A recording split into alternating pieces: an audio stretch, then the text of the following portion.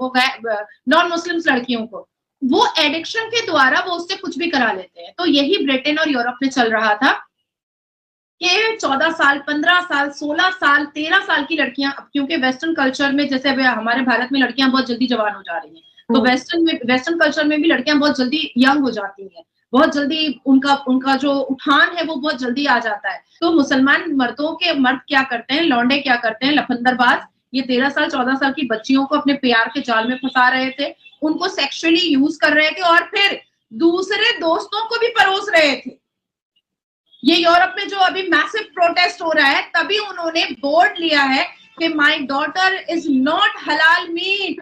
बिल्कुल, मेरी बेटियां, मेरे देश की बेटियां, मेरी कंट्री की बेटियां, मेरे यूरोप की बेटियां, मेरे ब्रिटेन की बेटियां, मेरे अमेरिका की बेटियां, मेरे डच की बेटियां, मेरे इटली की बेटियां, मेरे स्विट्जरलैंड की बेटियां, मेरे फ्रांस की बेटियां, मुसलमानों के लिए हलाल मीट नहीं है जो आप एक फतवा जारी करोगे और आप उसको निगल लोगे। ये कहा जाए कि this is complete Indian tech over, तो क्या ये गलत होगा?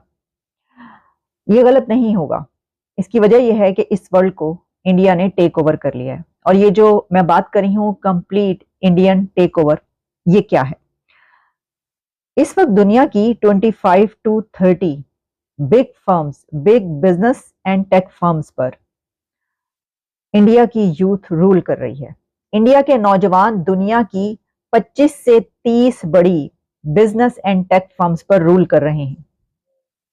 और इन बिजनेस एंड टेक फर्म्स के जब आप मार्केट वैल्यू देखते हैं तो आपको पता चलता है कि इसकी market value 5 to 6 trillion dollars है। पीक पर जब इंडिया अपने सबसे निचले लेवल पर था, यानी बिल्कुल जिसे कहते हैं ना, हमें उस टाइम पर आईएमएफ और वर्ल्ड बैंक से कर्जा लेना था और हमने इकोनॉमिक रिफॉर्म्स किए थे, तब भी आप मानेंगे उस टाइम भी नेपाल, भूटान, श्रीलंका, मालदीव्स, इवन बांग्लादेश, इन चारों पांचों देशों को हमने मदद देना बंद नहीं किया। पहले इंदिरा गांधी भी ऐसी थी, स्ट्रिक्ट एक्शन लेती है, पॉजिटिव एक्शन लेती है। इंदिरा गांधी तो कुछ कह भी जाती थी फास्ट में, मोदी जी बोलते कुछ नहीं करते हैं। उन्होंने भी स्टेटमेंट दी और मेरे लिए वो उसमें थोड़ा सा जो था वो कॉमेडी भी थी। उन्होंने कहा जी बड़ा जोर, बड़ी मुश्किल से मैंने बड़ी नेगोशिएशन के बाद मैंने जो बाइडेन एडमिनिस्ट्रेशन के साथ एग्री कर गया हूं दे देना। तो ना तो जो बाइडेन इस पोजीशन में है कि वो इंडिया को थ्रेट कर सके, ना बेन कार्डन इस पोजीशन में है कि वो थ्रेट कर सके। तो पता नहीं इतनी टफ नेगोशिएशन ये किससे करते रहे हैं, मेरे ये समझ से बाहर था। लेकिन जिस तरह मैंने आपको बताया कि घंटों के अंदर जो है वो ओबामा एडमिनिस्ट्रेशन ने क्लैरिफाई कर दिया है कि नहीं, हमारी क्या मजाल है कि हम चीजों को रोक लें। और मेरे लिए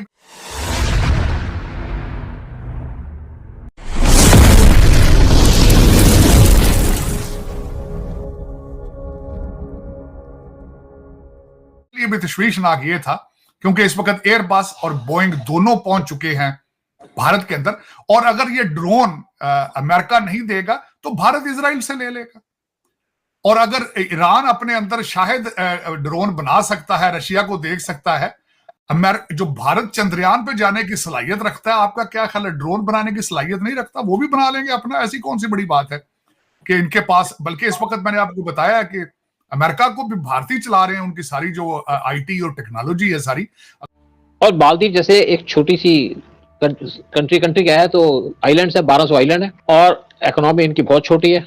हमेशा इंडिया उनको सपोर्ट करता है, इंडिया के क्लोजेस्ट है। और चाइना से डिस्टेंस लगाओ तो जो इंडिया से डिस्टेंस लगता है उससे 8 गुना ज्यादा है। कि टर्की से भी बड़े क्लोज रिलेशन मेंटेन करने की कोशिश करते थे, वहां पहले विजिट की थी, वहां से इंडिया का जो डिस्टेंस है 12 गुना ज्यादा है टर्की से, और पाकिस्तान का 3 गुना ज्यादा है। अब मालदीव को क्या है कि पाकिस्तान सपोर्ट कर रहा है, बड़ी अच्छी बात है, वो तो आना ही था क्योंकि जो एंटी इंडिया फोर्सेज है वो नेचुरली इकट्ठी होंगी।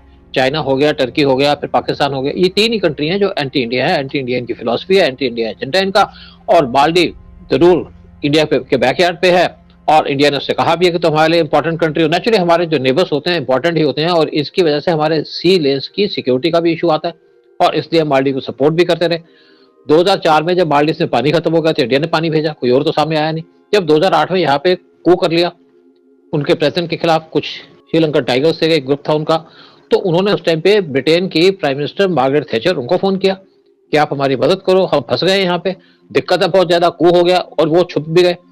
तो मार्गरेट थैचर ने उनसे कहा जी आप इंडिया से बात करो, इंडिया आपके क्लोजेस्ट है, वही आपकी मदद कर सकता है। जब इंडिया से बात की तो इंडिया ने कुछ घंटे के अंदर वहां पे 200 कमांडोज भेज दिए, लड़ाई हुई, फिर जितने भी एलटीटी के लोग थे वो भाग गए और 2 उनके मिनिस्टर्स को उठा के ले गए, उनके गले काट दिए, और इंडियन नेवी भी एक्शन में आ गई और सब कुछ ठीक हो गया, उनको सजा कर दी गई। उन्होंने फांसी की सजा तो इंडियन गवर्नमेंट ने जब इंटरफेयर किया तो उन्होंने कहा जी इसको लाइफ इम्प्रिजनमेंट में चेंज कर दो, वो भी कर दी, तो सब कुछ ठीक हो गया। और तब से माल्डीव्स ने कहा था जी आप हमारे सोल्जर्स को, अपने सोल्जर्स को यहाँ रखो अपनी कंट्री के अंदर, हम रखेंगे ताकि वो हमारी मदद करते रहें। और इंडियन जो सोल्जर्स थे उन्होंने इनको ट्रेनिंग दी, इनको इक्विपमेंट दिए और साथ में इनको हेलीकॉप्टर्स दिए ताकि इनकी सिक्योरिटी भी ठीक रहे और इंडिया के बैकयार्ड में पीस रहे। लेकिन जब से बीजू पावर में आए उन्होंने तेवर चेंज कर लिए। नेचुरली बात है कि इनको पैसा मिला चाइना से और इन्होंने अपनी कंट्री को बेचने का डिसीजन ले लिया कि मुझे पैसा मिल गया, मेरी कंट्री जाए बाहर में, यही एटीट्यूड है। इस्लामिस्ट ने साथ में टर्की चले गए, चाइना चले गए, और उसके बाद अब इनकी बात हुई पाक, जब देखा कि इंडिया ने तो यहाँ पे तेवर दिखाने शुरू कर दिया। हमारे बजट के अंदर स्पेशली जो आपका लक्षद्वीप है उसके लिए बजट रखा गया, उसकी डेवलपमेंट के लिए, और उसके अंदर 1-2 साल के अंदर वहां पे पूरी डेवलपमेंट हो जाएगी। टाटा भी यहाँ पे 2 बड़े बड़े होटल्स बना रहा है और बाकी ग्रुप यहाँ लगे हुए हैं काम करने के लिए। यहाँ पे जो एयरपोर्ट है उसकी भी लेंथ बढ़ाई जा रही है और कुछ आइलैंड उनकी भी लेंथ बढ़ाई जा रही है, यहाँ पे एरिया बढ़ाया जा रहा है। अब जो यहाँ पे इंडियन जो थे शुरू में तो जा रहे थे, लेकिन क्योंकि उनकी बुकिंग हो रखी थी अब इंडिया ने वहां जाना कम कर दिया। इंडिया 5वें नंबर पे आ गया और अगले 2 महीने के अंदर इंडियंस का जाना वहां पे और ज्यादा कम हो जाएगा। और उसके बाद क्योंकि सर्दियों के टाइम सिर्फ यूरोपियन जाते हैं और इसके बाद जो सिचुएशन वहां खराब होगी तो बाकी भी जाना बंद कर देंगे। वहां पे एक लॉ एंड ऑर्डर सिचुएशन भी आ चुकी है क्योंकि इनका कुछ ISS से लिंक भी लगा और वहां पे 20 लोग मालदीवियंस वो ISS के पास गए थे और US की रिपोर्ट भी है इसके ऊपर। और अब क्या है कि इन्होंने पाकिस्तान से सपोर्ट ले ली। पाकिस्तान तो वैसी बड़ी खुशहाल कंट्री है और इनको मेन चाहिए ऑयल और साथ में खाने पीने की चीजें, जैसे आपके प्याज हो गए। प्याज इंडिया में 20 रुपए किलो है, पाकिस्तान में प्याज 300 रुपए किलो है। हमारी डोनेशन कैसी होती है? भूटान के अंदर गैस सिलेंडर है, हमारे बजट में एक प्रोविजन होता है कि वहां के गैस के रेट्स नहीं बढ़ेंगे।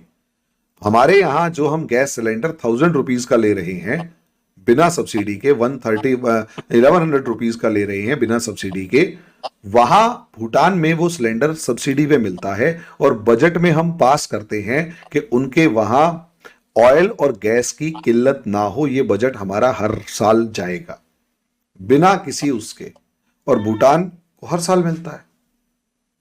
कभी हमने उसके रिटर्न में कुछ नहीं कहा। नेपाल को ऐसी एड मिलती है। नेपाल के अंदर आपको पता है 12,000 करोड़ रुपीस के डैम्स बन रहे हैं कोसी रिवर के ऊपर, वो सारे डैम इंडिया बना रहा है। और उसके बाद भी यूं नहीं कहा कि ये डैम के बदले में हमें पैसे वैसे दो, ना, पैसे तुम रखो, हमें कोई प्रॉब्लम नहीं है, आप यहां डैम बनाओ और इस डैम से जो बिजली बनेगी, हाइड्रो इलेक्ट्रिक जो जनरेट होगी, वो भी तुम रखो। और एक काम करो, वो इलेक्ट्रिसिटी तुम्हारे काम नहीं आएगी ना, तुम हमें बेच दो क्योंकि पानी तो तुम्हारा ही है। आप सोच कर देखिए। अच्छा, और बिजली के अंदर भी सब्सिडी नहीं मांग रहे, यूं कह रहे हैं भाई जो जेन्युइन रेट हो वो दे देना। अब बताइए, ये इसलिए क्योंकि हमारे यहां का कल्चर डोनेशन वाला है। यही रीजन है, वो पैसा मंदिरों में भी आपको दिखेगा, वही पैसा हमारे यहाँ कम्युनिटी के अलग अलग लोगों के पास भी मिलेगा। भूखा कोई नहीं सोता, ये